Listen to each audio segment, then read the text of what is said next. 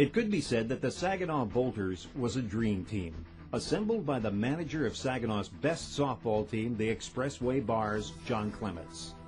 John, back in the about 67, had this dream about forming a fast-pitch softball team, and John was not a player himself.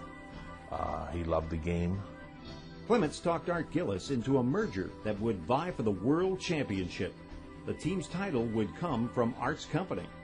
This company put in lockers, which was, nuts and bolts, so that's hence the Bolters.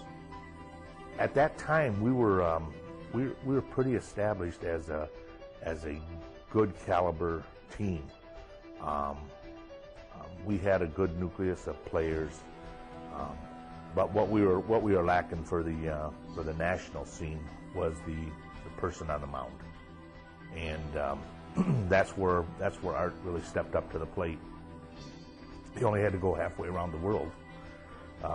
Went to New Zealand and brought a gentleman over named Owen Wofford. The first year he came down, I was playing for Maidright, and of course we heard about this New Zealand pitcher and that he just flew in and they rushed him to the park, and so we went over and we took a look at him, and from day one I knew that he was it.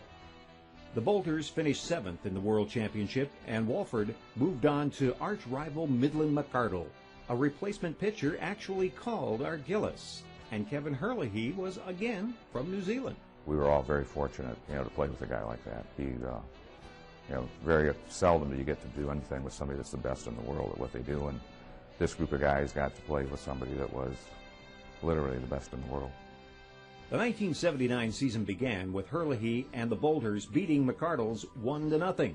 The momentum stayed throughout the summer, ending in California in the World Championship. Our pitcher had really thrown a great game, and so did theirs, and Rick Maturen doubled, and Rick and I were probably maybe the two not so fleet of foots on the team, but anyway, I hit a shot to center, and Rick scored from second base, so we ended up winning the game 1-0, and that took a lot of tension off and everything, and Kevin was throwing such a great game, and we were really happy to win, and that was big because you don't want to get in the loser's bracket that early in a tournament like this in double elimination, especially when we had one pitcher. These other teams that found out that we had one pitcher couldn't believe it. They thought we were absolutely crazy for doing such. And of course, after the first game they seen him pitch, they understood why we only brought one with us. You didn't need another one. Herlihy was awarded Most Valuable Player and Most Valuable Pitcher awards after he struck out 96 batters in 54 innings.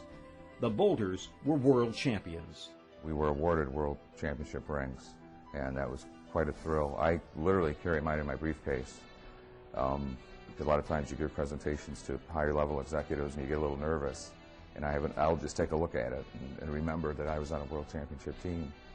Oh, it's nice getting into the Saginaw County Hall of Fame. That's a great honor and for our team, and I think it's great for the community too.